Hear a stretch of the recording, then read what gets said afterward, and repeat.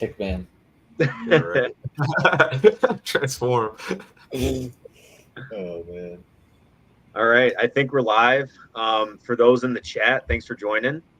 This is the 5th called installment, if we will, because it's starting to get a little bit official, or it's starting to feel a little bit that way.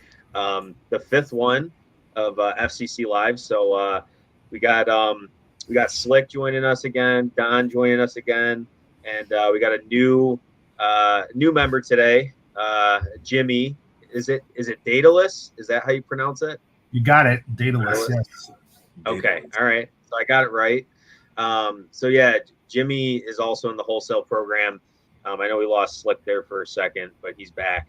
But yeah, Jimmy's in the wholesale program too, and very, very active in the Discord. Super, I would say super contributor over there. And yeah, so yeah, we've got a pretty like informal one today. We're going to talk about just like the current state of the market, right? There's a lot of stuff going on with like Sword and Shield. Obviously, we had Brilliant Stars go out of stock, Lost Origins out of stock.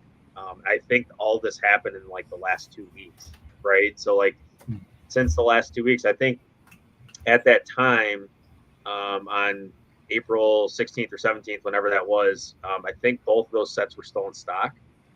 So a lot is, I mean, I said this before, 2 weeks in this hobby feels like 3 months. It's pretty crazy, like all the stuff that can go on. And obviously since then, a lot of prices have changed quite a bit.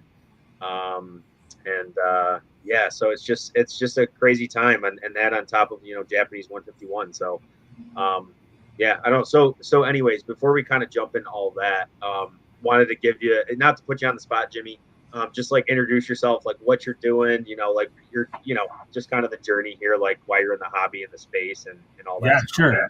Background. I started collecting Magic cards like in the 90s, and then Pokemon after that, and so it's just kind of never stopped.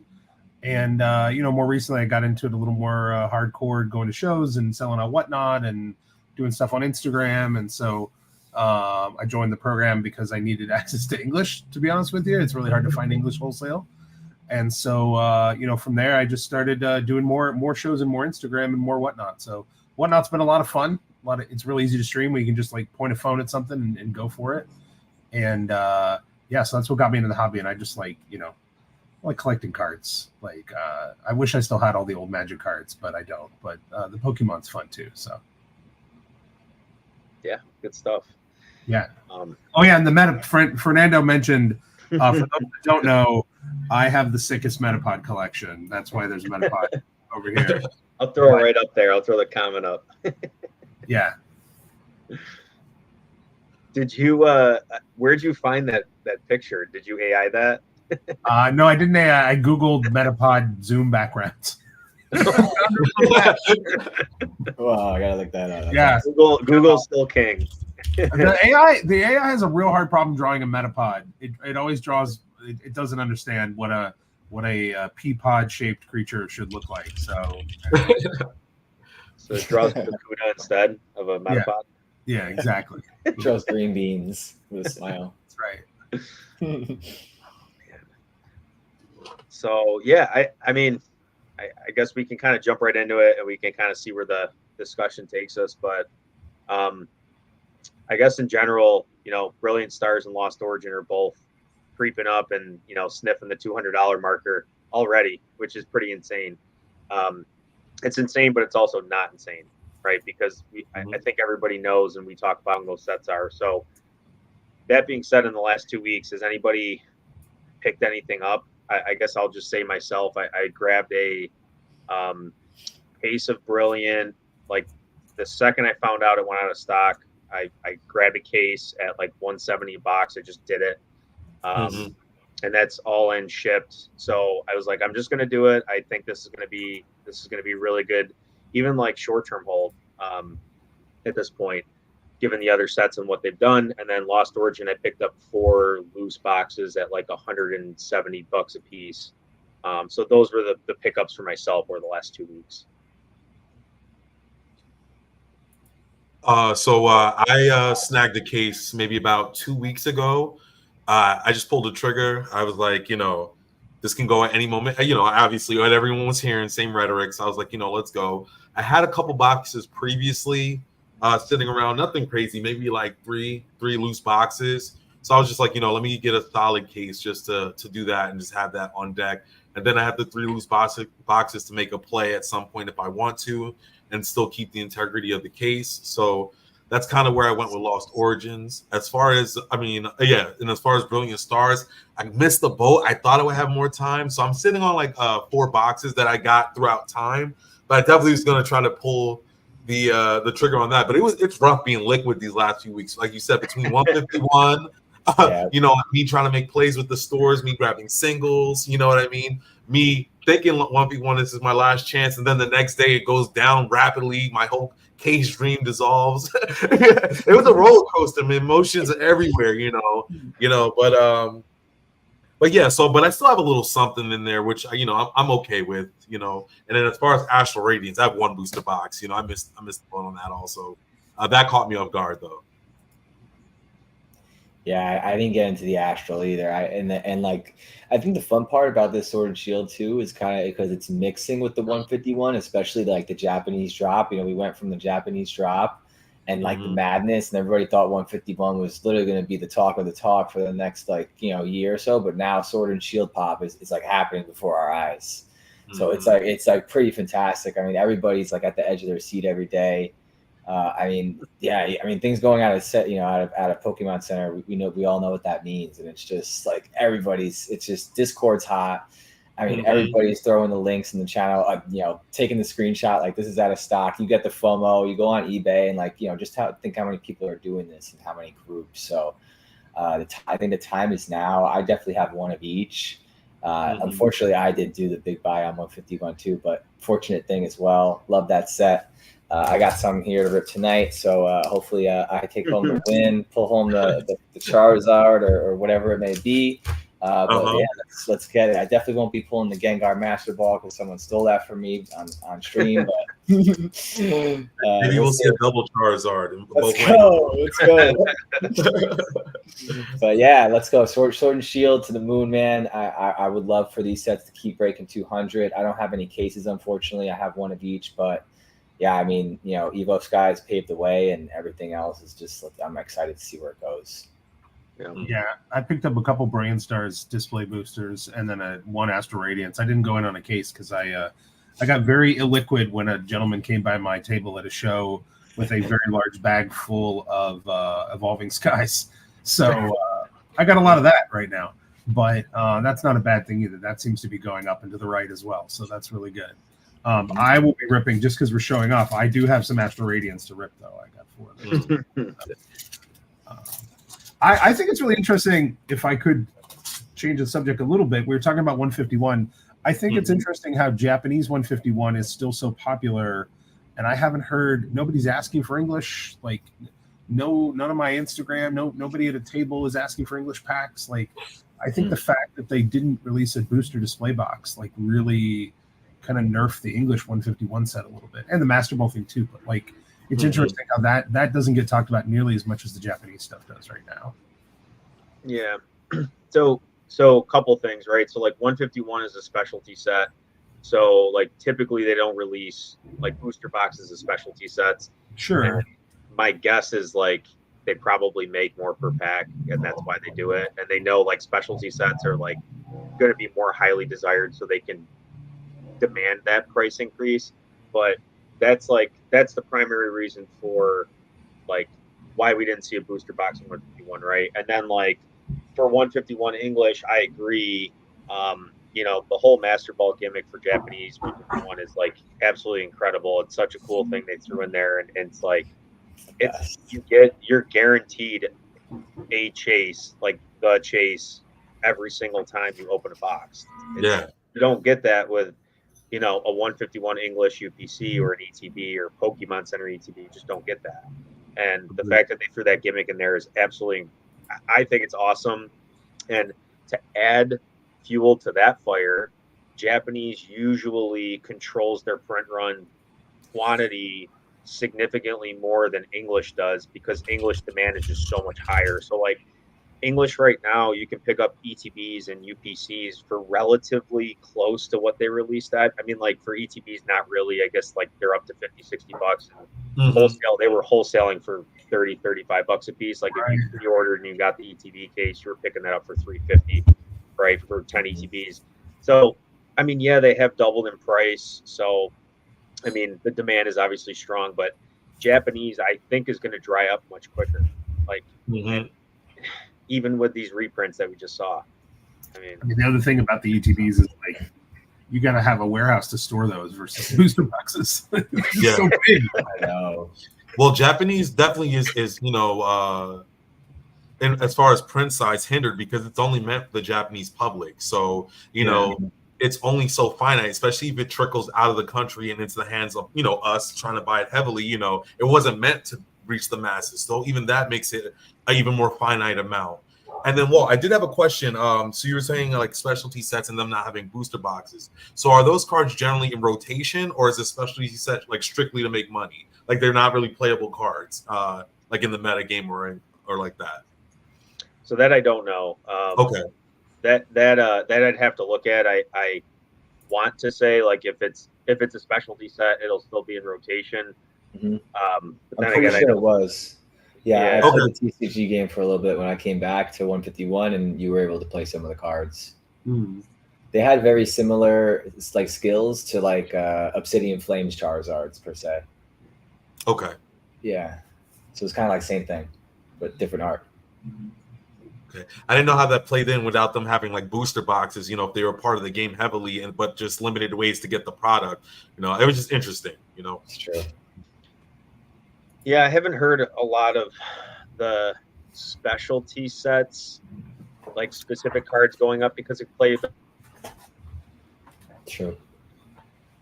into the playable side of it. I know like Forest Sealstone and Silver Tempest. Silver Tempest is like I don't know what it is now, but like I know every time I read Silver Tempest, I was looking for that card because it was like a $10 regular holo, right? Just because of its playability. Like those kinds of cards like are really, I would say, rare and maybe get one every couple sets. But yeah, okay. I haven't really heard of like too many specialty sets, and it might just be a coincidence, right? They just didn't put a super playable card in the specialty sets, and they can, right?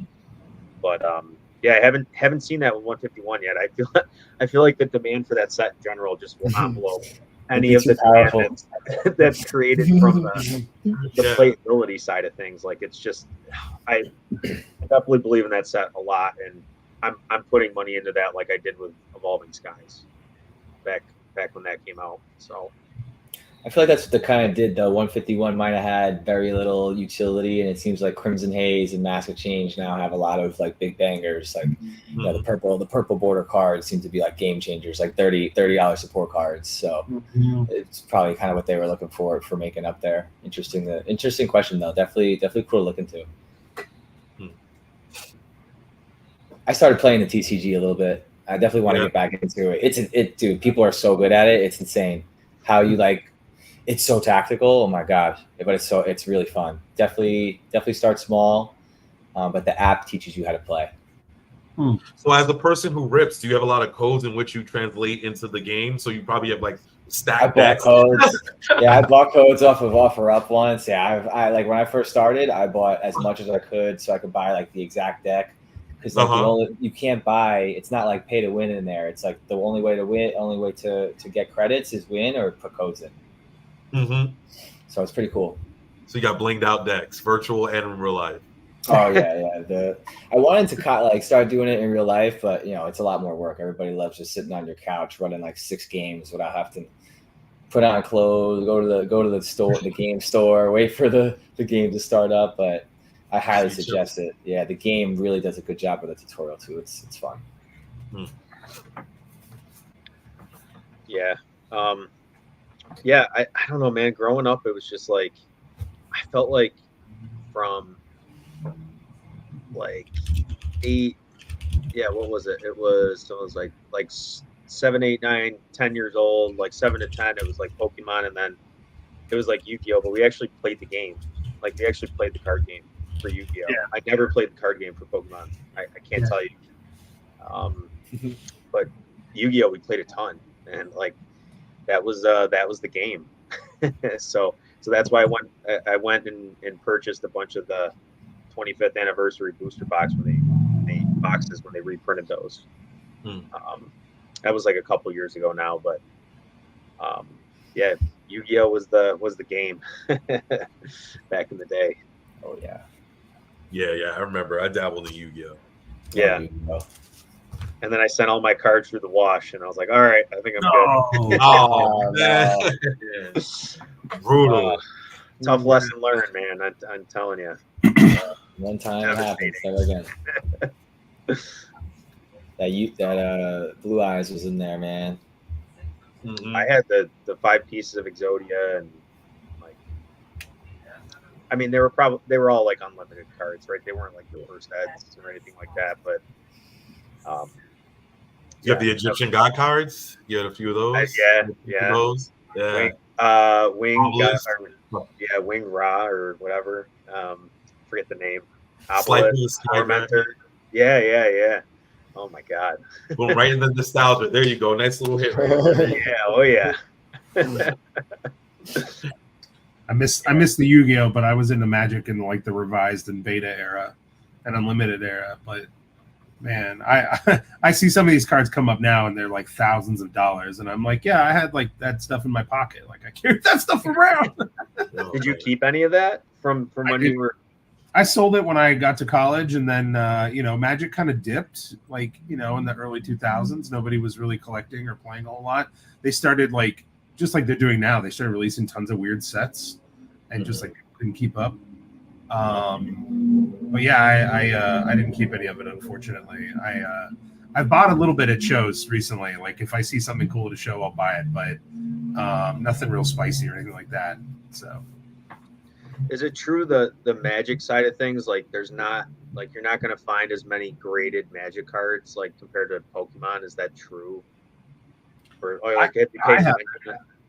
I'm mostly singles. Like when I see Magic, even it's rare to see Magic at the shows, the TCG shows that I've seen in the Northeast. But mostly singles. Not a lot of graded stuff. The real like big dollar stuff gets graded just because like when you've got a $20,000 Mox or Black Lotus, like you're gonna want to grade it. But yeah, I haven't seen a lot of other graded stuff. So I picked up a 1994 little Fallen Empires pack at the last show. These are like $10 now because there's nothing valuable in them, but like that's kind of fun. It's 30 years old. It's fun to rip. So that's crazy though. Yeah, like Magic doesn't need to be graded, but for Pokemon, there's this huge graded market. But Magic is really just. But there's so many cards with like such a good median price there. Like just because there's a lot of utility in each card there. There's almost like a stigma against grading on the Magic side too. Really? I've heard people say like they want singles, they don't. They're not into the graded at all. It's pretty cool. Yeah. The game's tough though, right? I find Pokemon more confusing. That's why I played Magic and not Pokemon. But maybe I'll get online and try the online Pokemon. So yeah. All right, I'll try Magic if you try Pokemon on Iron and it fails. But my understanding about Pokemon is that every round you have to kind of keep track of everybody's like hit points. But in Magic, everything resets. Every round, everything kind of resets, and so less tracking and stuff like that. But yeah, the tracking is rough. I think now though it's like before we didn't have it, but now they give you like markers with like 30 on it, 20 on it, 10. Oh yeah, you could like put it on the cards. Back in the day, we didn't have nice. That. Yeah, for sure. Different cultures across the TCGs. Yeah, definitely different cultures, man. Where's our Lorcana people and everything? Yeah, and then One Piece is a whole different beast, right? There's all these literally different subcultures. Yeah. Yeah, it's crazy how it's more assimilated in culture, though, definitely. Because I remember, like, it wasn't as big. Like, you had the corner section of the cafeteria where you had a couple people at the end of the lunch table playing, and then the rest of the I can only imagine like going back into high school now and just seeing like if there's a difference, if it's like a higher volume of people just all over playing TCG, if it's more accepted. True. Yeah. Dude, it has to be more widely acceptable now with social media and everything. Like, how could it not be? Oh man, what a time to be alive! Right? Definitely. Oh my gosh. Yeah. This guy's in 10 years going to be buying all this Sword and Shield again. We're going to be up to $1,000 a box. You wait, graduation money. Oh man. Or it's gonna be ripped for a really long time. And honestly, that these chases are gonna be around forever. Like, forever. Yeah, I know the pop. Like, the argument is like, the pop control or whatever on graded chases, but I mean, you look at like Moonbrand. I forget what Moonbrand's up to. It's like what 8,000 plus or something. I forget the number, but yeah. But how hard is it to pull that card? Like, well, let's say like raw, it's 1,000, right? Like how high can that really get raw? Do we say it can go, to 10,000 raw in 10 years? Like baseline, yeah, no grading company, no discrepancy in grading company. It's like $1,000 raw. Like, can that really do it at this rate? Like, it seems like it almost can. It's like inevitable. Yeah, I mean it. But do you have buyers at that price though? Like, are you holding the bag once it hits 10 stacks? So you think it hits a peak at like what 3? Like, you think it's just a bubble right now, or do you think we keep going? Because it's soon is going to get more scarce. Oh no, I definitely think we keep going. I definitely think we got some growth with that card, especially the way people are loving it. And people are saying it's the era defining card. Comparing it to the Charizard, you hear like how they talk about it. So I definitely think it can get to up there. But then it's like, does it get to a point where like it can't move? True. That's exactly it. Yeah. Anybody want to make a guess at how many PSA graded Umbreons there are? I looked it up. Anybody want to guess? I don't want to know. So I thought it was 11,000. Over or under 15,000? Barely, yeah. 14,664 total. How many 10s? 11,000 of those are 10s, though. Okay. Wow. Blazin. So, yeah, I don't know. Sorry, I got hair all over me. I don't know if here's my comparison in my head. The most iconic artwork in all Pokemon, I think, is the base set Charizard. Right. Mm-hmm. So, agreed. What's the price of that card near mint raw? It's not the price of a Moonbryon, right? True. Like, I struggle. Something has to reach equilibrium eventually, and I think what I start to focus on is like, okay, the sealed product in Evolving Skies has maybe got to reach equilibrium first, and maybe there's a little bit of like compression between the two, but like you can pick up packs of Evolving Skies for $10 a piece right now, or in bulk you can find them for $8-9 a piece, and you can pull a $700 card out of there.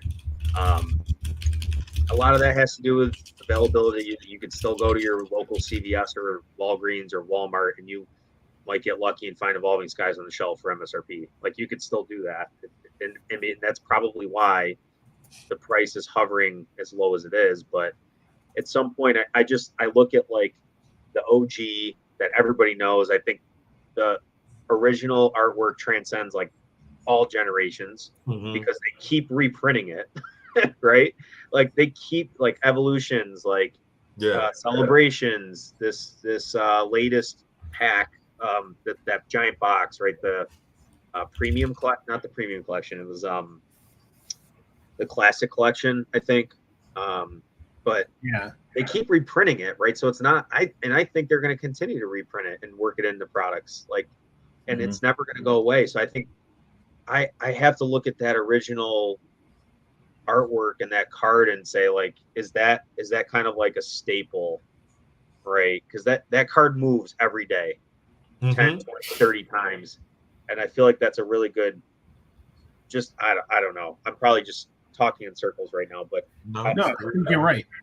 I think we'll get like a 30th anniversary Moonbryon, right? Like, we're gonna get they're going to keep reprinting these classic arts that people love and keep the interest going. I still have concerns about the value of it over time, being that there are so many 10s and the quality is so much, like there's so many graded copies, right? Like I have the same worry about the Poncho Pikachus. Like I own them in 9s, not 10s, but like at what point are people going to be like, oh, there's 20,000 of each one in the 9 and the 10? Like why is this even rare, right? So yeah, but I think the meta of like keeping them in the anniversary sets, like you said, reprinting the same art over and over, getting people excited about it, like that gets people interested because they can collect a cheap one and then have something to aspire to at the same time. But to that point about the collection you have, wouldn't you say though they're at this point, even though there's 20,000 graded, wouldn't you say there's a couple million people that might want that card and growing? And so the demand is there, right? Yeah. You know, so I think the demand is there if it's iconic enough. You know, the Charizard is iconic enough and everyone wants it. I think the Moonbreon is so high because you can't pull it. Like I think you could have a case of base set back in the day and you could almost like put the whole set together, right? I mean, including a Charizard.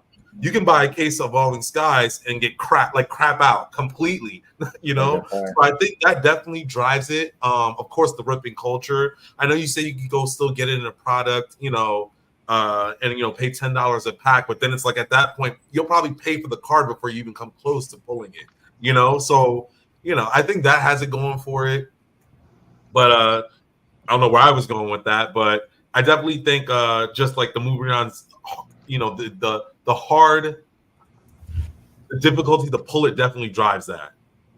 And I think it's like the hype around it too. Like, you know, when we were in the 90s, like we weren't able to hype this online at all, but now it's just a global phenomenon. It's not even Evo Skies, it's Evo Cries. Like, you know, people joke about, oh, I have sealed the Evo Skies in my closet. Oh, you know, there's a Moonbreon in there. And people are like, all right, let us know. You know, like everybody, there's a literally going on joke of Pokemon, of the Moonbreon. Like it's literally almost probably surpassing popularity of Charizard because, you know, I mean, Pokemon was a, you know, it was huge when we were in the 90s, but now it's literally almost getting viral, you know, with TikTok. Like kids are able to literally, you know, rips and pack opening. I mean, I definitely think, you know, it just goes to show you, you know, there's only how many 10s of Charizard and how many 10s of the Moonbreon. Obviously the Moonbreon has to level out, but and there's way too many. Charizard will always be the meta, but it is funny to see, you know, like, all right, we have less people here, much more people trying to get the Moonbreon. It's like the new hit, you know, how it's a funny ratio right now, but enjoyable nonetheless. Love both the cards. Wish I could have both of them in 10s. No, and to Don's point earlier, like we look at the you know, the pop of, you know, at PSA, but the other side of that's the demand, and that's something you can't really measure. So it's true. I mean, you just play these games of, you know, speculation, and we'll continue to do that because at the end of the day, Pokemon is the #1 multimedia franchise in the world, and it's going to continue to stay that way. And it's never, I don't want to say never going away, but it feels like in my lifetime, our lifetime, it's probably not going away. And like, we'll be able to share this with our kids and our families. And that's, you know, I think that's like the core of like why we're doing this too, is, you know, that there's something here that we think is probably going to stand the test of like multi-generational, you know, cultures and just interest. So it's just funny we can compare, and we are comparing a card that was released in 2021 to something that was released in, you know, 1999. It's just crazy. So, right? Crazy. There's a similar compare, like the VMAX Rayquaza, right? To 218, I think the alt art. Some of the numbers I've seen on that one are like it was 1 in 2,300 or something like that. 1 in 2,300 cards pulls, whereas the Moonbreon was like 1 in 1,600 or something. So the Moonbreon is more frequent and has a higher PSA graded in 10 population. The difference is like 11,000 Moonbreons versus 7,000 PSA 10s of the Rayquaza. The Rayquaza is only, you know, $300, raw, right? Like it's crazy. It's not about the rarity. It's the rarity and the demand stacked on top of each other. Yeah. Yeah. Could be like, and if I'm not million, mistaken, didn't something happen with the print line with the Mubreon too? Didn't like a ton of it get stolen? I could be mistaken with this set. But didn't something yeah, that also happened with this. So that even that stigma tied into it. So to even have a little sprinkle of drama, you know, on top of the card, like perfect storm. Pretty sure Moonbreon and the Gengar VMAX were the two that happened to. That were the most recent. And isn't that what isn't the Gengar the second highest card in Sword and Shield? Yeah. Tina didn't pass it, right? It goes Moonbreon, then the Gengar, then Tina. Gengar should be there, yeah. Gengar should be 2, right? 1 and 2 now. Really? That Tina was hot for a while. I think Tina's Tina? I think it passed Tina now. Wow. I believe so. Yeah. Well, now because Fusion Strike boxes went out of sale first. Lost Origin just did, so it's going to be interesting to see how that plays out. But Tina passed it for a 10. Oh, damn. What about Raw though? Wow. That's interesting. We're in a I don't want to call it a boom, but like it feels like a mini boom. I mean, I think we're in the launch pad. I think stuff's gonna it's gonna keep going up and up and up and up, and then we're gonna get the next best thing from Scarlet and Violet, and this is all gonna happen again. I'm telling you. You know, it'd be a good test. I think Jimmy might have said it before, so if I'm re-quoting you, but if they put out a Umbreon set, let's see how that does, and see if it shoots off, like, you know, how that does with good pull rates. and that's great to pull. Great to rip, you know what I mean? The Obsidian Flame equivalent. Just put the Umbreons and trash and the rest of the set. Hear me out, Don. All bug types. Yeah, all bug types. Yo, bugs need love too, bro. I feel you. Shout out to the Metapod. I always grab me a Caterpie and a Metapod when I play. Stayed with Caterpie. You know what I mean? Had the Metapod. By the time it was coming to see Brock, you know what I mean? I had my Butterfree. Let's go. Yeah. Right. Always. That's the strat. That's right. Oh, that's funny, so, man. Speaking of, like, you know, having this happen again, and when we say this, I think we say, you know, basically boxes eclipsing the $200 mark as soon as they go out of stock in Pokemon Center. So what do we think? Are we thinking like next year we'll get kind of the next big thing after, what is it, Pokemon ZA drops, the game? I guess, like, do we think we're going to get the mega gimmick, which I think we can hypothesize that's probably happening? Do we think we're going to get that in the TCG first or in the game first, which I think is supposed to launch later this year? No, I think it's not. Isn't it 2025? Pocket? Really? I thought it was later this year. Maybe it is 2025. I may have heard 25. Oh, okay. And if it's 25, Pokemon usually releases around back to school time, like October. I think the games come out November. So if the set is going to mirror the game, that's kind of late in the era. Yeah. If they're going to do it at the end. I mean, if it's going to be, unless it be the last set. When would the Scarlet and Violet block end? December of 25 or? It's 3 years. I don't expect you to know 3 years, right? Isn't it 3 years? It's every 3 years is a new block or a new era, right? Technically. Yeah. So we end this era and lead into the next, like how they did Scarlet and Violet. Then, if it lines up that way. That's just crazy. We're already talking about the end of Scarlet and Violet. Like, yeah, we're halfway through, aren't we? Like, it kicked off in 2023. We're halfway through Scarlet and Violet. That's kind of weird to say, but wow, Crazy. Here we are. Here we are, halfway there. Oh man, this is crazy. All right, I'll ask this then. Obviously, all Scarlet and Violet boxes right now are cheap compared to Sword and Shield. This is going to be, I have a feeling, once Sword and Shield boxes get up to a certain point, PokeTubers and investing channels are going to start to look at Scarlet Violet boxes and start to kind of categorize them, you know, A to Z. What do we think is the best set right now. If we exclude the obvious 151, we know that that's the best release so far in the Scarlet Violet era. Let's talk main sets. Don't talk Paldean Fates, right? Let's look at the main booster boxes. What's the best booster box to pick up right now, do you think? Celestial went right for it. Paldea Evolve, no question. Paldea. That's what I was going to say too. And Fernando. Yep. I honestly think that might be it. Yeah, That's I think a sleeper. I think it's someone said it in chat like 2 months ago too. I think it might have even been you, Walt. So Yeah, I think it all yeah. depends. I look at it from more than one front. So from a flipping aspect, it may be okay to rip Paradox and find value, because I think a lot of the cards are playable and high value to rip. If you're gonna hold and keep, because it's fire, I definitely think Paldea. I think they have the best artwork. But I think a lot of these sets, from a money making standpoint and breaking down, I definitely think there's value also in Obsidian Flames, because the Pidgeots are very playable, and so is the Charizards themselves. So a lot of them are entrenched with the deck. So it might be some value ripping those if you were to rip.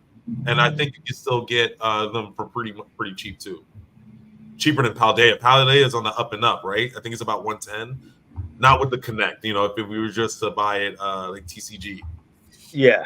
I think Distro 6 has got some boxes, some cases for cheap. But yeah, I mean, like Paldea is on the up and up if we're quoting like TCG player.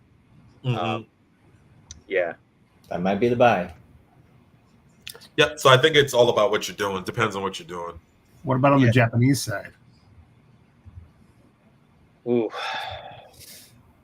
Well, yeah. So we're gonna exclude 151.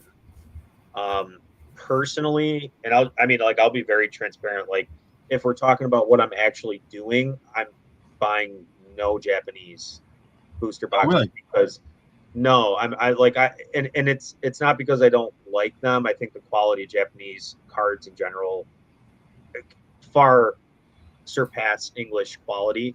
But I don't have enough money to focus on English and Japanese. I guess it's like point blank. I don't like. I have to focus on like what I like the most and what I believe in the most. And I think right now English is a better play outside of like the somewhat obvious 151 play, just for me personally. I think there's some opportunity with V-Star Universe, man, especially looking at the program. I think that at where it's at is definitely something I would grab.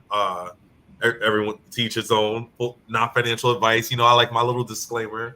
But that's pretty low, and people were ripping and loving that set. Even now, it's still fun to rip. I have it in the store, and people are like, "Yo, I want the V-Star," and the hits they roll, they love it. So I don't know. I think I like V-Star Universe.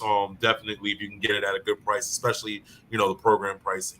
It's definitely That's technically Sword and Shield though. So I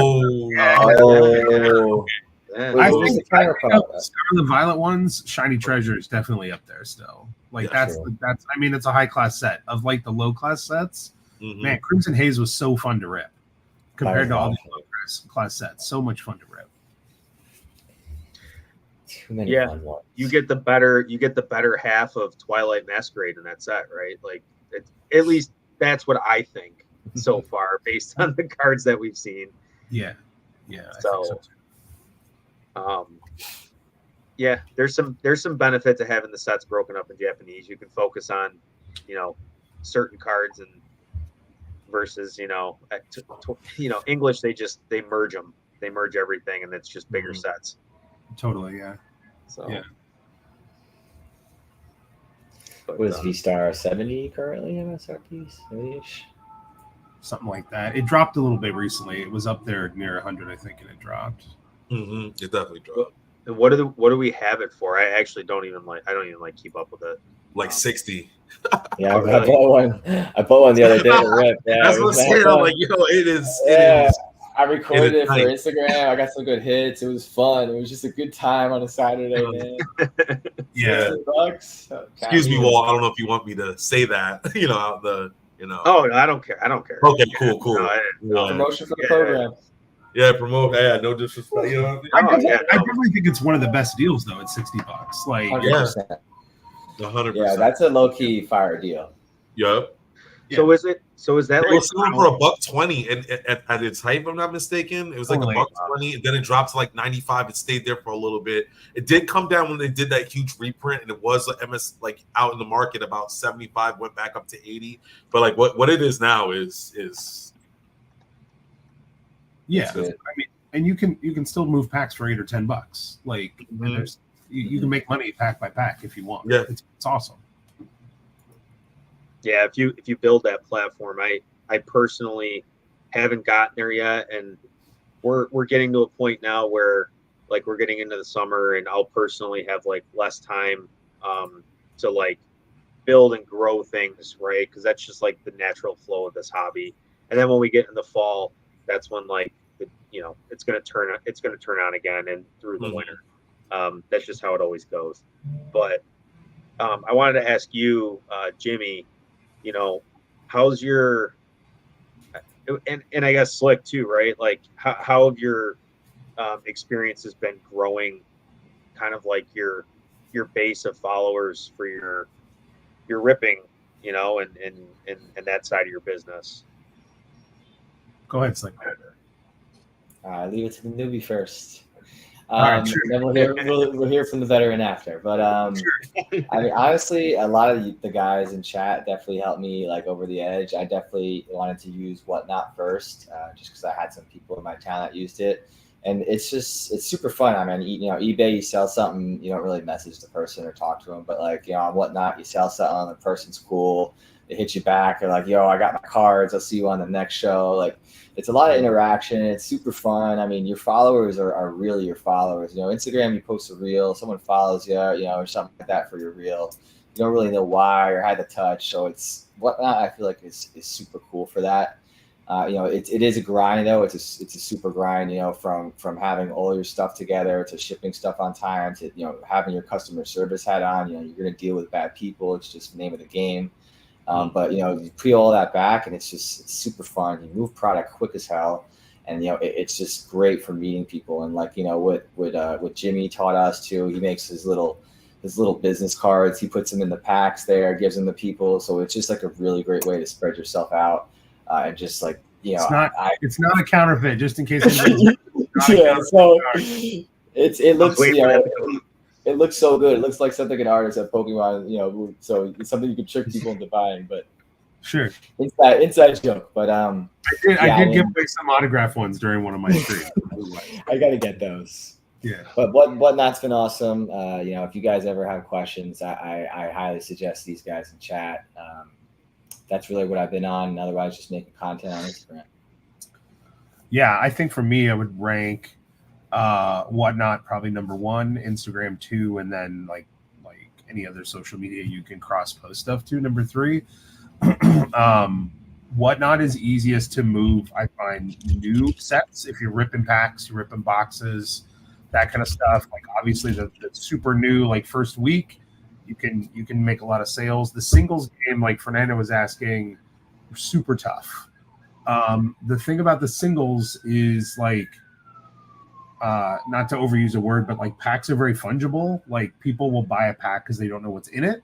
Whereas like singles, you have to have what people want, exactly what they want, right? And like even with a single, you might have a graded one and they want a raw one, or you might have a 9 and they want a 10. Like you have all this like specificity where people are looking for a thing. And if you don't have like tens of thousands of followers, you just don't have a wide enough like audience to like everything, right? If you sit in any of the big streamers streams and they put up, people sell V's and VMAXs, which are like 50 cents, 75 cents if you buy them in bulk. They'll make $8 or $10 a card on them, which is like insanity, right? But with enough people, there's just like this frenzy of people bidding, and you'll get it up to, enough people will just tap the button at the same time. It's $6-7 right there, and you've made 10 times your money on that card. You can't do that as a little streamer. I can set up 500 cards and sell 50 of them because like I'll just put them up. Nobody wants it. You got to go to the next one. You got to go to the next one. And then you'll ask in chat, and people will be like, I want baby shinies. You start doing baby shinies. They're like, I got that one. I got that one. It's like, all right, so So anyway, I started moving to packs and boxes and doing that kind of stuff. I branched out to One Piece a little bit. I found that stuff much easier to move on Whatnot than singles as a small streamer. And like once you get past 1,000 sales, you got more liquidity, you get money faster, that kind of stuff. But like the packs and the boxes, especially if you're newer, can be easier to move if you have just a little bit of a following. You're gonna take an L at the beginning for sure. Like I was on Facebook at the very beginning, bulk buying Japanese singles and literally just selling them for $1 and losing 30 cents on every sale. But like the point was to like grow that following, do the giveaways, get 5,000 or 6,000 people following you, like that kind of stuff, and then you get a little more momentum there. And then on Instagram, I post stories all the time when I get new slabs, when I get all sorts of stuff. I just throw it in the stories. The one thing I'll recommend on Instagram is post the stuff over and over again. Just because you posted it once in your story and it falls off in 24 hours, you're not going to annoy people. Just do it over and over until it starts selling, because I've had stuff, the 7th time I posted it, a bunch of people finally messaged me and want to buy a bunch of stuff, right? And it's like, where have you guys been all week? I've been week. But anyway, like those are the things I would recommend on those two platforms. Just like, it takes little incremental steps to build followers, but Whatnot is killer for the followers with those giveaways. Give away a single, give away those trick or trade packs. People love a pack, things that cost you 25 cents and 40 cents to ship in a white envelope. Like that's the way to get followers on that platform. Wow. Yeah, two really good things I did on Whatnot. One was shows for 151 Japanese. So you have 20 orders that you could get through. So it's an easy show. You have 20 orders. You start at $5 bids, so at least you could make is 100. If people don't start pulling, you keep track too. You have a post-it note, Master Ball, SR, AR pulled, so everybody kind of knows coming in. You keep tally of how many you picked, and like once you get to the end, if Master Ball is like the last pack, people are bidding up like $10, $11, $12, $13 a pack on those last packs. So it gets fun. You pull it, the crowd goes wild. I mean, I love those shows. I'll do like two max at a time. It's just a super fun show. And then the second one is buying deck only classic collection. Those cards are just super beautiful. Definitely did a lot of those. And then I use the trainer cards. It comes with like 80 trainer cards with the energies. And I use those as my giveaways. So I already make up the money on all the cards, and I have like 80 giveaway little cards. Yeah, I took part in both of those, Flick. Yeah. On both times, both experiences. The 151. I got that Pikachu, and then you put me something else that was pretty solid, man. And I got something from you the other day. That I bombed though. I bombed on that one. That was the one. Yeah, you had to leave a little early that day. You couldn't push the luck. Yeah, but we ran it up because the last 3 packs, and it was the same thing. The Master Ball was left, right? And it was a chance, and I joined in, ran it up, and then the next pack was the Master Ball. Just missed it. It was fun though. I was like, all right, Slick, I'm out. I hit my budget. I holla. You mentioned about how people bid a lot on the like last packs too. That's something I learned watching all the One Piece streams. The One Piece community is very regimented in understanding like how many hits are in each box, how many hits are in each case. If you get 2 of these, 1 of these is going to be in there, and if you get 3 of those, 4 of those.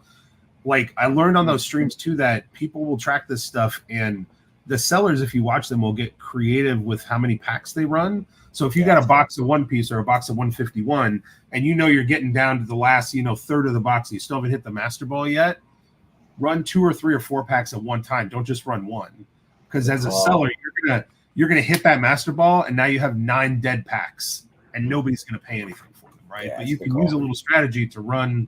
If you think on your feet and run a couple at once, or say half of the box, right? 50% of what's left, you got a 50-50 chance of hitting the Master Ball. You have a way to keep the prices like more reasonable, because otherwise they're just gonna eat your packs that are. They'll call them dead, but they might still have, SRs and ARs and all sorts of stuff in them. So it happens a lot on the One Piece streams for sure, because people are like people got their spreadsheets out, man, and they're like making sure they know exactly what's in the box. I got hit like that. Yeah, I had like 4 packs. They like were fighting for them to go under 4. I was like, all right, I'm gonna start these for dollar bids. Y'all have fun. Right. I gotta take one on the chin. That's definitely a real thing. So yeah, very good shout. Sure. Yeah. Oh man, yeah. Yeah, personally, I haven't gotten into it. I know, Don, you haven't gotten into the streaming yet, right? No. Yeah, I feel like I feel like it's an effort, right? Like, and there's like other things that I know you're doing in-person stuff, and I actually have yet to do the in-person stuff too. I do a lot of just like selling on the side, and then obviously, managing the wholesale stuff. But that's been the bulk of the attention for me. So I'm hoping like later this fall, maybe get into the streaming side. And I've been kind of practicing, right? Like I've been like, I do make content on Instagram, but it's like, it's my own personal rips, right? I don't sell any of this stuff. I do it like, because A, I like doing it, and B, it's content, right? Get in front of a camera, get comfortable doing it. And then like, maybe when we get there to a point where I want to get on Whatnot or something, I'll be ready to go, and I'll have kind of like a setup and, things a little bit better understood than just going into it a little bit dry. So that's kind of my, at least like this year plan, I would say, for the streaming. You crush side. it. Yeah. You got the Instagram lives down. yeah. That crazy day that you and Jimmy were going. I'm like, all right, we're opening. yeah, man. One people had us in a frenzy. That was crazy. Yeah, that was fun. That Instagram live is so cool though. Like I've done it in hotel rooms a couple times. Like Walt and I were ripping packs against each other, and like you just need a phone, right? Like it's so nice now. You don't need a whole setup. You don't have to rig anything. You literally just need. Like I've got a little more here on my desk, but like.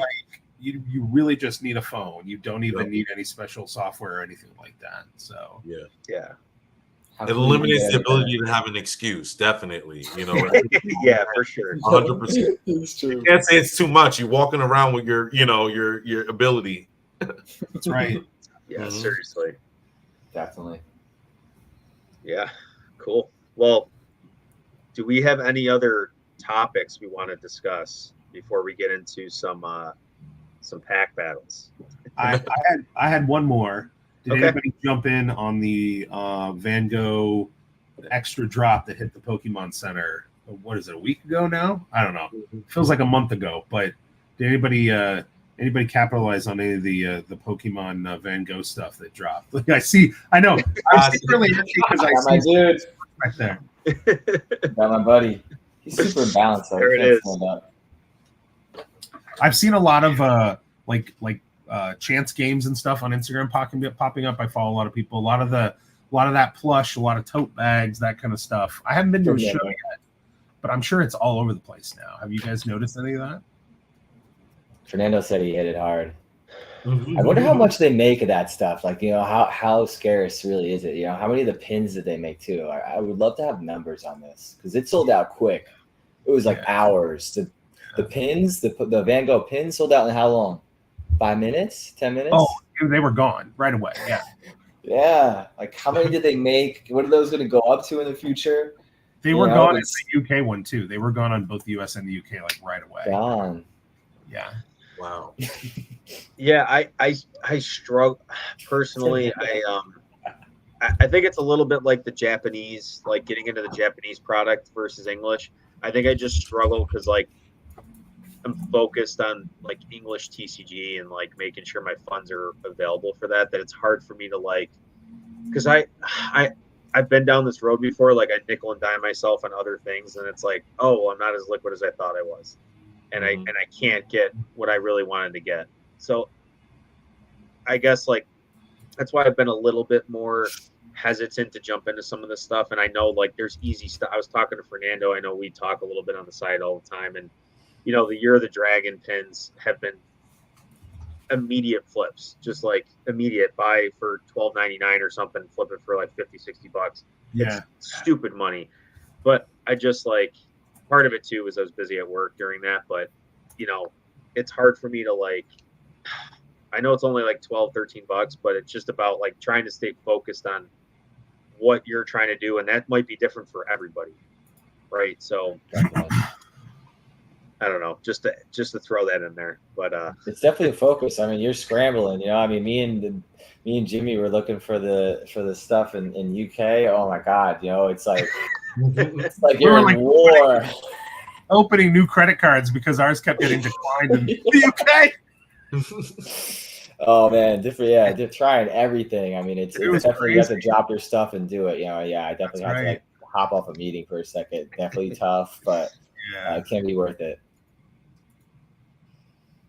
Yeah, no Dutch. No Dutch for Walt. So I got something else. I'll direct this to you, Jim. I know they were kind of talking about the virtual aspect of like interacting with people and selling packs, but you know, we have a take from an in-person standpoint. And I know in the community, people have been like chiming in. You got Tin Man who does a large convention presence, and then I think, and I don't want to butcher his name, but Beaston, Beaston, Beastons. I think, yeah.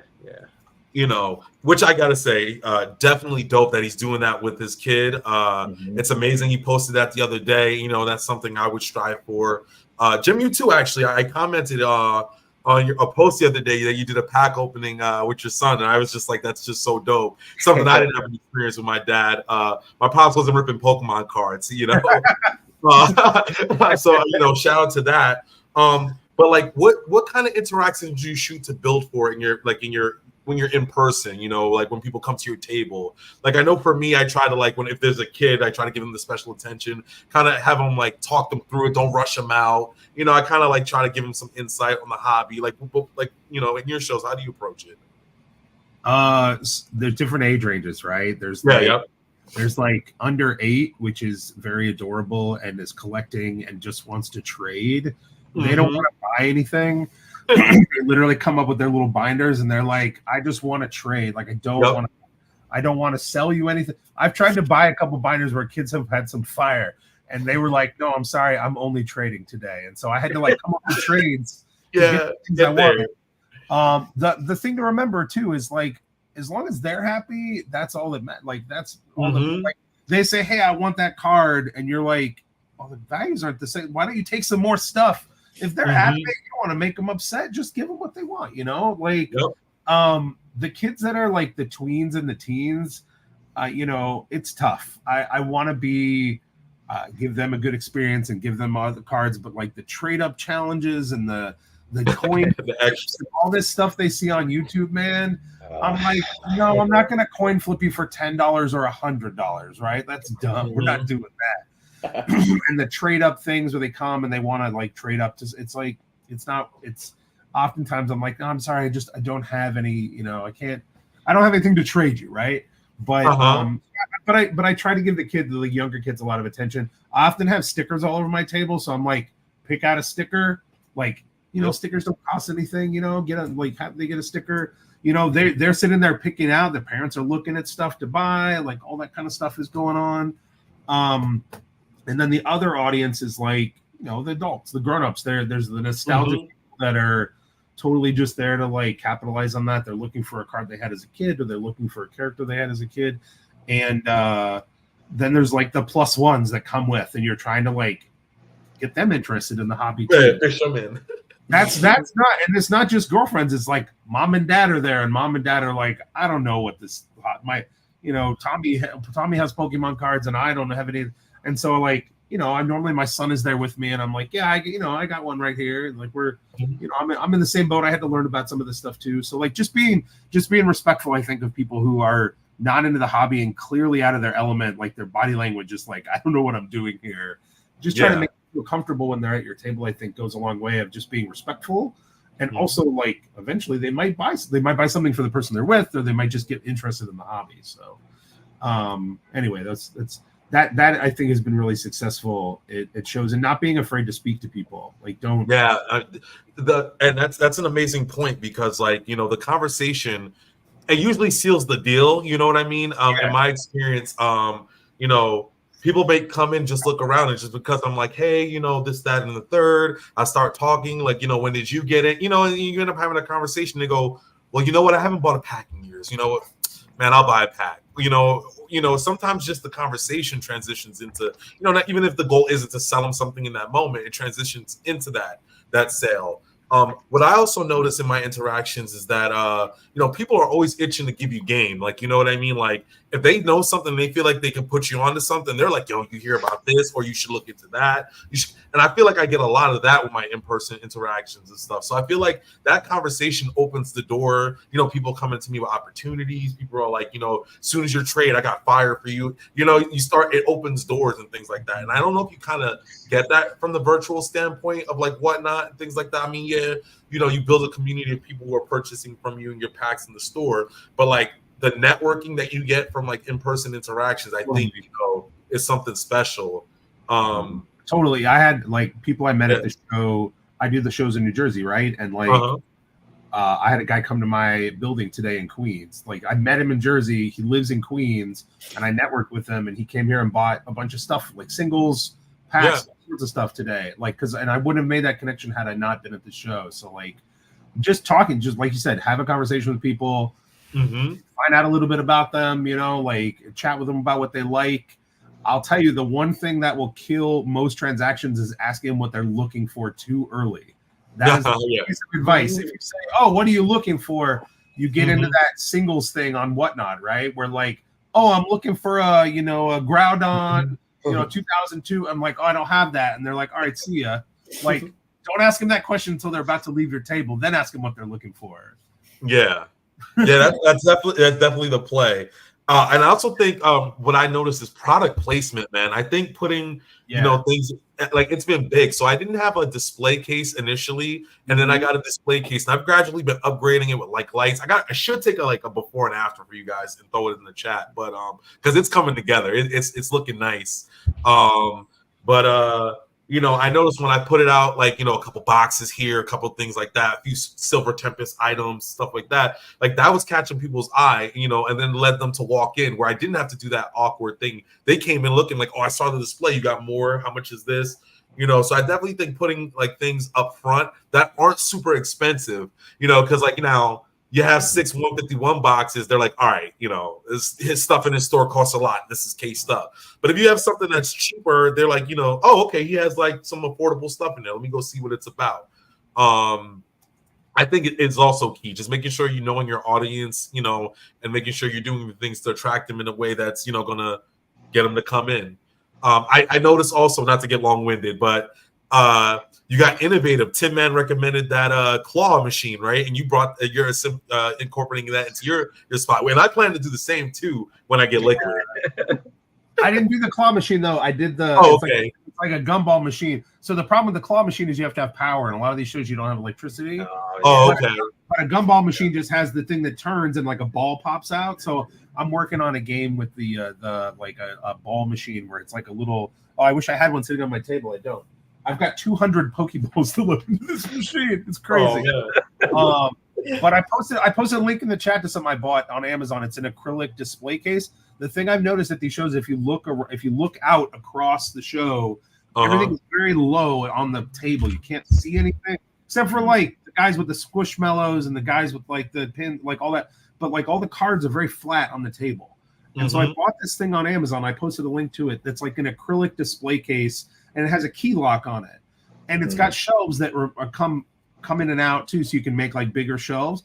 But I'll like take the top shelf out, and I'll put like booster boxes and like Hanafuda cards, and I'll put packs in there too, and put a price on the front. That thing moves product, man. People see it because it's up high and it's not like display cases. Yeah, I'm gonna look into that. Be like, I want a box of that, or I want, you know, it gives you a little height on your table.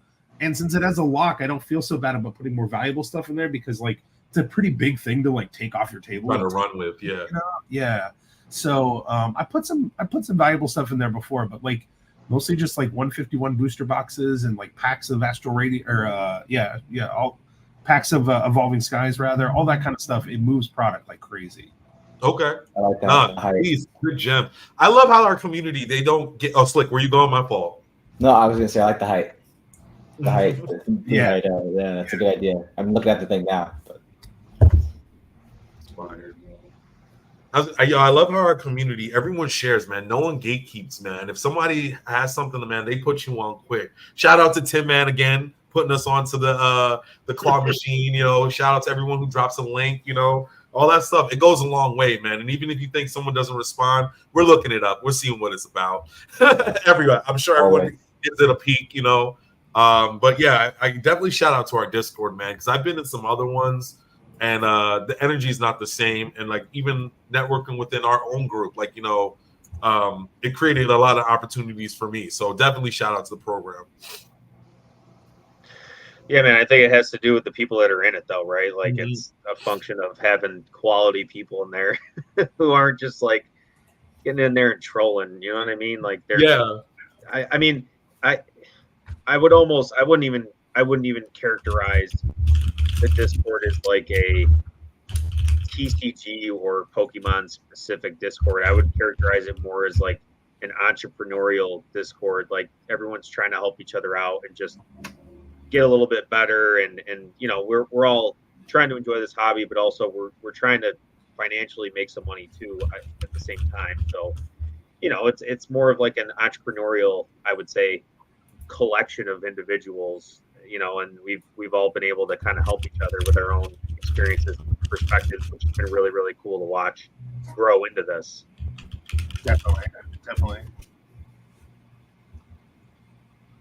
We're going to Japan. Is that what you're saying in the chat? Nice. We out? Yeah. What? That's what I gotta make enough from all these Astral Radiance boxes and Brilliant Skies that like. I was gonna say, we need some type of team bonding one day where we all do something, whether it's like I was thinking of that too. I was like, where do we all meet to do something? Like, what makes sense? Because Jersey Collecticon, let's go. Come on down, dude. It's definitely something that's been on my mind. I'm trying to get a table. When is that? June. July. Yeah. July. Oh, July might be tough. July is busy. But I'm in Florida, but if I was in Northeast, a little different. Oh, you got the Orlando one coming up here in like a week, right? Is it? I can't make that. I'm a little busy now. Yeah, May is crazy. My birthday, Mother's Day, then Memorial Day. Things about to get crazy. You know how it goes. When's your birthday? May 13th. Okay, coming up. All right. 2 weeks. 2 weeks. Yep. Take off, play some golf, rip some packs, just chill out. What you got as your birthday rip? What you ripping on your B-Day? I know you got something smooth, something hot, some fire. I might do a full poster of 151 Japanese. Let's go. Good choice. That's what I did. That's what Walt did, right? Just pour a little drink, get some 151 ripped. That's it, man. Mm-hmm. I did like 3. It was over the top. I ripped one on you in your honor, Walt. I saw that, and then you pulled the God pack, right? Oh yeah, God pack. Yeah. That was awesome. Yeah, that was fun. We want to rip these Speaking packs. of rip, right? Nice segue. Yeah, man. So for the chat, we're gonna need you guys to vote. So we all got different sets, and we've never done this, and we all kind of just like spitball, like how we doing this. So we're all gonna open 4 packs. Maybe we could do like one at a time and just cycle through. Cool. Yeah, So how? I don't know. I'm clumsy, so I don't even know I'm gonna get through the cards and show it at the same time. It's tough to see backwards. It's tough to see. There. Like that. So you got to do the beauty influence there with the hand here. You know? All right. Do we want to do one at a time or everybody at once? How about we do our first pack and then we show the hits? Okay, that's fair. All right, let's do it. Yeah, we're gonna need So I got $6 on Slick. Avocado's got you, man. I should have had something really. Don talked me up. That's why. Paris. So I got 4 Silver Tempest. Pika. No Crater Gallery. I got a Duck pack. I got a Dud. Hollow. Nothing. Same. Like the Charlie Brown episode. I got to rock. All right, I got a good. My Astral Radiance here. I pulled the GX. And they graded it for you. I already graded it. Already graded. I was a bust. I had nothing. No, Yeah, I Bluetooth and Cycle Road. That's it. What is that? A Glade, Jimmy? Yeah, Glade. Yeah, Glade Reverse. All right, pack 2. Yeah, Back to- back to. Let's go, Ryan. I see you, Ryan. Everybody knows I got no luck. No My luck. money is on Don. Round 2, fight. Got Oh, side all right. Oh, you got some heat you cooking over there? What you cooking? There we go. I got, what is this? Okay. A Magnezone Reverse and a Hisuian Sneasler V. Ooh. Let's go. Oh, there we go. And I pulled a Japanese Charizard CD promo out of it too. Get out of here with your fire, man. You were talking about Evolving Skies too earlier. Come on, All right. come on, Sneak. I pulled this guy. All right. Oh, you got the Venusaur. Oh. Don't worry, I have a good one for my. I have a good one for my final joke. So, Yo, my packs are duds. We got a Nidoking, a Caterpie, and a Shelter. all right, I'm keeping the hit. Hisuian Sneasler is best so far. Number 3. Number 3. All right, round 3. Here we go. I think we're just kind of going with it at this point. Yeah. A Greedy Rotom. Okay. Come on. Thievel Reverse. Let's go. Oh, you guys are doing all the cards. Let's I'm go. not. Oh, is the War Turtle? Oh, you got the War Turtle. Here you go, coming in clutch. Got something. I got an Archeops Hollow. That's pretty cool. I think Slicks is winning. I'm in the lead. Oh, I got an Arbok. Okay. I was scared. All right, I was scared there. All right. Well, this is why we don't open packs. Yeah, this is gambling. This is why we don't open packs. Folks, don't do this at home. Last Bad pack idea. magic. Last pack magic. Last pack magic. I'm gonna do this one card at a time. Let's go. Here we go. All right, 4 more. I'm probably not getting anything here. Was a side up? All right. Let's go. Drifloom. What do I got? Pseudo Wudo. Ah. Oh, here's the hit. Oh, I got a Taylor Swift Kaboom in mine. All right. I mean, I got something. We got something. Just kidding. Unknown V is my best hit. I think I lost. I think Slicks won. Yeah, I think you did. Yeah, I didn't even. Because I knew. Chansey Dragonite, my champ. All right, so my hit is the Arbok. Flick. Got it. Yeah, this is my hit right here. Hold on. Price chart me. What's that War Turtle in Japanese going for? There was a reprint now. You know them singles. Oh, no. That Arbok might actually win it. Let's go. We check it. Price chart. Price chart. $5.41 raw on price charting. No way. Wow. I went For the what? It's a $5 card. Oh, let me go. The Arbok has got to be up because they have not printed 151 English. What Arbok you got? Which one is it? Check it. Check it. It's 185. It's gonna come down to the set. Is that Japanese or English? English, baby.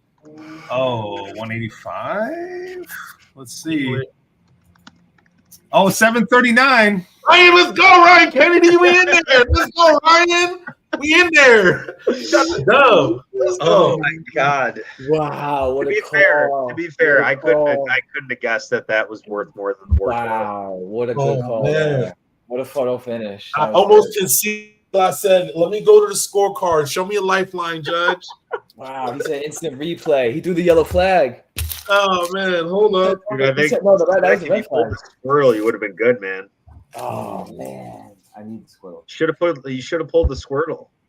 Should have swapped it. Yeah, I think the Squirtles were still worth a couple bucks. Yeah. That's funny. That's fun. I'm glad that I had a little bit of controversy in it. That was good.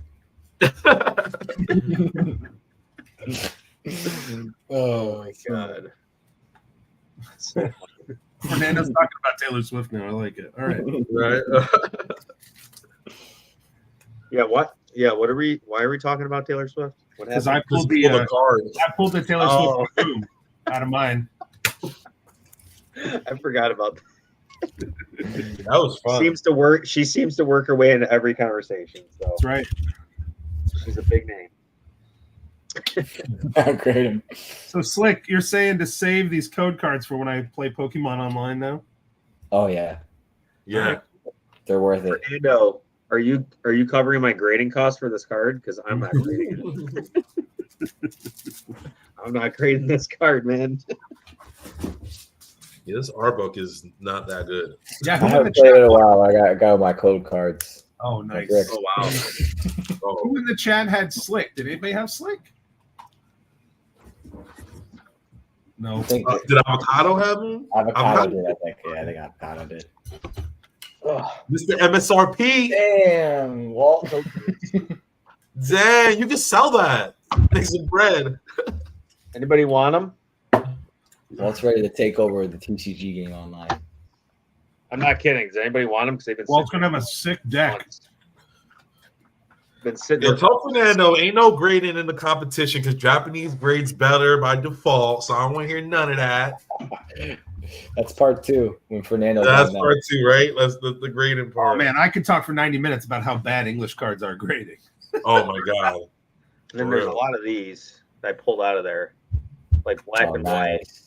Oh, Oh, nice. dude, you should definitely separate those. I think the black and white and stuff. Yeah, these are separated. Like Oh, these, okay. I went through those two things and like pulled all the like XY stuff out of there Nice. because Yeah, I had a definitely. feeling they were worth something, but I haven't taken the time to like really go through and.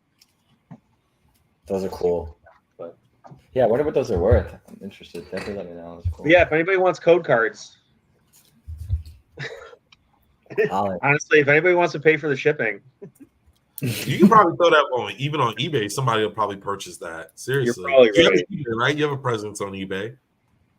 yeah. It's mostly slabs, but honestly, like I probably wouldn't put that on eBay. I'd probably just like throw it to somebody in the Discord. Oh, facts. All right. Yeah. Yeah, but These cards are miscut. Sorry, I'm just like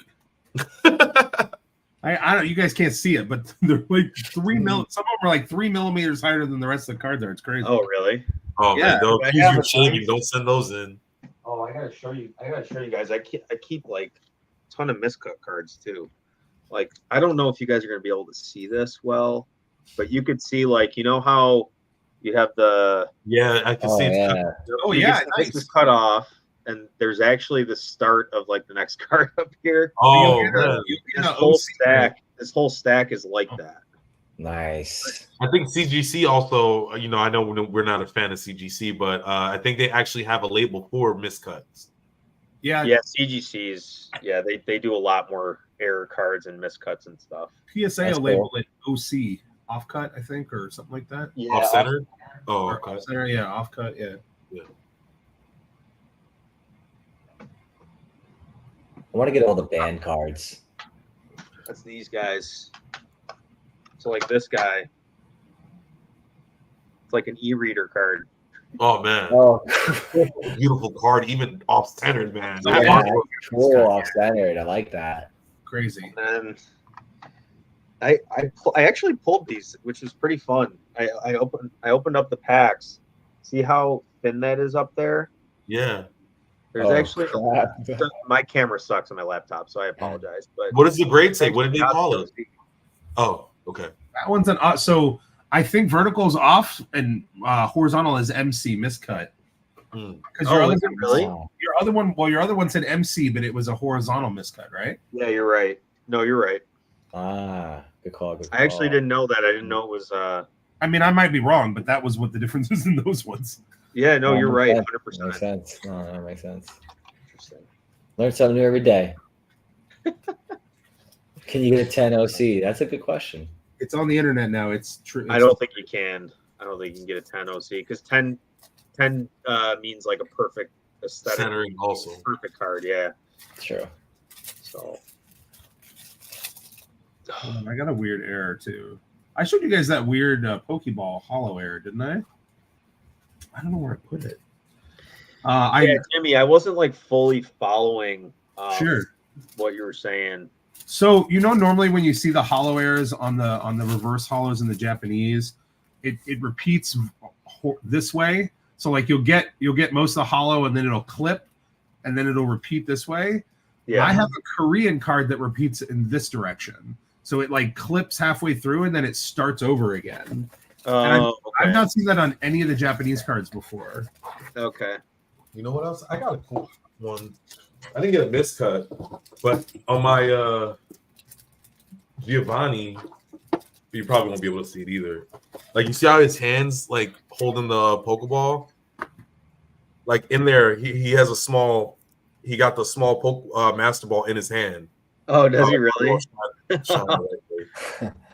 probably can't get it. Really? It's got a Master Ball? No, I could see it. I could like see it's in his hand, not the big ball, but the actual tinier ball is perfectly in his palm, as if he's holding. That's so funny. Yeah, I can't get it to shine the right way, but I got you. Yeah, that's pretty cool. Cool. Yeah, I thought that was pretty dope. So I'm probably gonna keep this one. You know, I have that and the Mewtwo, and keeping them as a pair. Yeah, for the lure. Nice, cool. Yeah. Any other topics, gentlemen? I think we cleared anything I had written down. Yeah, I think I'm good personally, but I don't know, Slick or Jimmy, you guys got anything? I'm cool here. I think we covered it all. Thanks, fellas. Thanks for inviting me. This was fun. Battle was awesome. This was fun. The pack battle was fun. We'll have to, maybe we have like a stream that's like, it'll have to be a shorter stream, or we'll have to figure out like a strategy for it so that it's not like 15 minutes long. Because I know I can't just sit there and open product for an hour and a half. What if we could do one where everybody goes on with like however many people is on, and you have that many packs, and it's like a sudden death if you loot like the worst rip like gets dropped. That'd be cool. That'd be dope. Something like that, something fun. But this was fun. I had a blast. Thanks for having me as always, Walt.